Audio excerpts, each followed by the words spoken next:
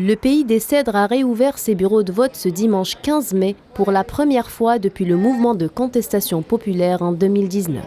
Le taux de participation annoncé s'élevant à 41%, un taux jaugé relativement faible en comparaison aux dernières législatives de 2018 qui avaient atteint 48%. La campagne électorale des législatives s'est essentiellement cristallisée autour du Hezbollah qui, selon les premiers résultats du scrutin, semble en perte de vitesse. Alors que le pays vit une crise socio-économique sans précédent, ces élections législatives pourraient constituer une éventuelle opportunité de sortie de crise.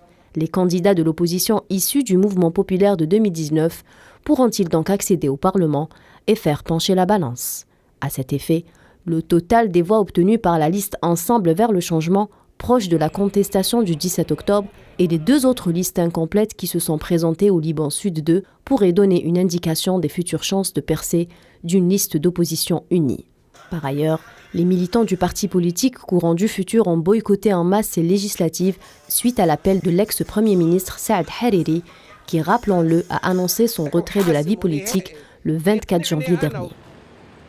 Les résultats officiels attendus permettront de connaître le nombre de votes blancs dans la circonscription qui pourrait, en plus de l'abstention, exprimer une certaine désapprobation du tandem Hezbollah-Amal par une partie de l'électorat de la région, constitué à plus de 80% de chiites. La ville de Tyr avait en effet été très active durant la révolte d'octobre 2019, jusqu'à ce que les manifestations soient violemment réprimées. Les listes qui se faisaient la compétition hier étaient nombreuses dans la plupart des circonscriptions, mais les électeurs se sont subdivisés en 3 blocs.